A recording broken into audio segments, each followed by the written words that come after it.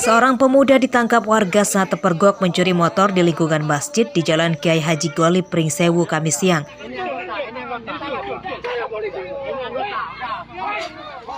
Satu pelaku yang membawa motor korban berhasil kabur. Polisi yang cepat datang kemudian mengevakuasi tersangka ke Polres Pringsewu. Mbak, melaku yuk. Pencurian itu terpergok oleh pengurus masjid. Tersangka berhasil ditangkap akibat kecelakaan tidak jauh dari TKP saat dikejar warga. Ini motor yang sekarang di kantor polisi. Kemudian yang satu temannya duduk di sini, yang satu ngambil si motor ini tadi. Maka saya pikir memang kalau pengambilan motor ini nggak perlu waktu yang panjang, sebentar sekali. Tuh. Jadi begitu ngelihat saya teriakkan, dia langsung muter, lari. Korban pencurian motor tersebut adalah Niken Wulan Arta, seorang mahasiswi Akademi Keperawatan di Pringsewu. Motornya hilang saat korban akan menunaikan ibadah sholat zuhur. Tadi itu mau sholat om, terus ya itu tiba-tiba teriak motorku hilang. Oh, ada yang teriak motornya hilang. Motor mbak motor apa? Motor Beat. Motor Beat. Itu mbak tinggal sholat berapa lama itu? Lagi nungguin ini ajan. Habis itu hilang motornya. Tersangka bernama Andi, warga Pringsewu ditahan di Polres Pringsewu. Polisi menyita motor tersangka yang rusak akibat kecelakaan. Polisi kini masih mengejar teman tersangka yang membawa motor korban. Andri Kurniawan melaporkan dari Pringsewu.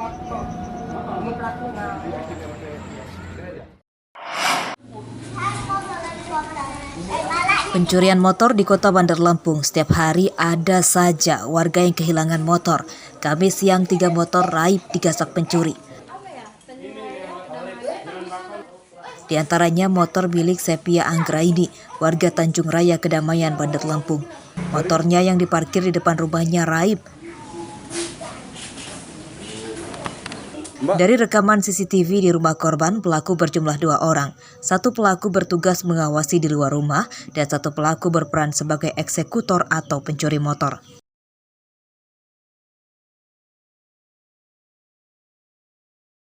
Mbak, posisi motornya di mana yang hilang, Mbak? Posisi motornya ada di sebelah itu, sebelah jemuran di situ. Yang parkirnya berapa tadi ini ya, Mbak? Di sini ada 2 motor, nah di sini ada 1 motor. 2 di situ berjejer. Enggak di ini, Mbak ya, kunci tambahan atau gembok? Enggak, cuma dikunci setang doang. Tapi kebetulan motor yang sampingnya ada alarmnya gitu. Tapi nggak dipegang sama malingnya, mungkin dia tahu kali. Jadi yang diambil cuma yang di sebelah sana, motor yang merah. Pencurian 2 motor juga terjadi pada Kamis dini hari. Motor milik Arsadi Saputra, warga Talang, Teluk Betung Selatan, dan motor milik ojek daring yang ketiduran di Masjid Jambi Asy-Syuhada di Kelurahan Durian Payung raib digasak pencuri. Kedua motor yang hilang baru diketahui para korbannya saat akan sholat subuh. Nunggu di sini tidur di situ. Motor apa itu, Bang? Kurang tahu sih, kayaknya Beat, saya tahunya sih Beat. Warna apa, merah sama putih lah. Kejadiannya sekitar jam berapa sih, Bang? Jam 4 lewat 7 subuh. Artinya dia tertidur ya? Iya, terlelap dia, mungkin capean orderan, makanya terjadi kayak gitulah namanya itu. Pencurian 3 motor dalam sehari di Bandar Lampung tersebut telah dilaporkan ke polisi.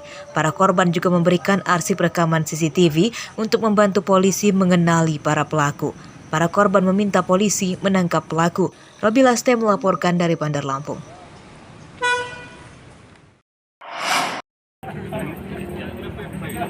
Polres Lampung Barat menemukan fakta baru pada kasus pencabulan yang dilakukan oleh seorang guru agama berinisial BH di salah satu SD negeri di pesisir utara Kabupaten Pesisir Barat. Korban pencabulan totalnya berjumlah 14 orang. Hal ini dikatakan oleh Kapolres Lampung Barat saat menggelar ekspos hasil pengungkapan belasan kasus kejahatan pada Kamis siang. Modus tersangka yakni memeriksa tubuh korban sebagai salah satu tahapan seleksi calon pasukan pengibar bendera pustaka atau paskibraka. Korban juga diiming-imingi menjadi paskibraka dan nilai bagus jika mau menuruti kemauan bejatnya. Pencabulan terhadap anak di bawah umur dengan pelakunya adalah seorang guru, di mana dengan modus operandinya adalah yang bersangkutan menjanjikan untuk memasukkan atau mengecek fisik yang korbannya untuk alasan akan tes paskibra sebagai seorang paskibra. Pencabulan di sekolah tersebut terungkap setelah 2 korbannya melapor kepada orang tuanya dan Polsek Pesisir Utara. Dari hasil penyidikan, tersangka mengakui bahwa tak hanya 2 orang, melainkan 14 murid telah dicabuli. Dari seluruh korban, salah satunya telah lulus SD dan kini sebagai pelajar SMP. Polisi menjerat tersangka dengan Undang-Undang Perlindungan Anak, ancamannya 15 tahun penjara. Rosandi melaporkan dari Lampung Barat.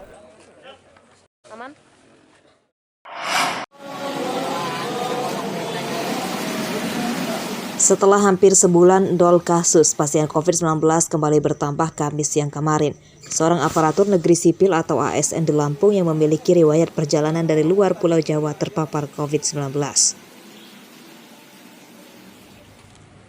Kepala Dinas Kesehatan Lampung, Raihana, mengatakan kondisi pasien sudah membaik namun tetap dirawat di ruang isolasi rumah sakit di Lampung. Tim medis telah melakukan pemeriksaan whole genome sequencing atau WGS dan hasil pemeriksaan baru dikirim ke Kementerian Kesehatan. Hasil WGS baru dapat diketahui sekitar sepekan. Pemeriksaan WGS tersebut untuk mengetahui jenis COVID-19 yang diderita pasien, apakah jenis COVID-19 biasa atau varian baru Omicron. Kita menunggu hasil nanti dari Kementerian Kesehatan, yaitu dari Litbangkes. Jadi kasus ini hanya kasus COVID-19 seperti biasa, karena belum ada hasil daripada pemeriksaan WGS-nya. Sudah di tracing 100 orang, alhamdulillah hasilnya hari ini dari 100 orang itu negatif untuk COVID-19. Namun kemarin juga di keluarga dites anaknya ada satu memang positif dengan rapid antigen. Dinas Kesehatan memastikan bahwa COVID-19 varian Omicron belum masuk ke Lampung. Masyarakat diminta tetap waspada serta tetap menjalankan protokol kesehatan.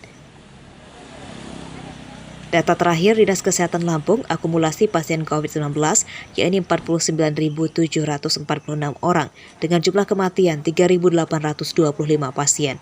Arsadi Saputra melaporkan dari Bandar Lampung.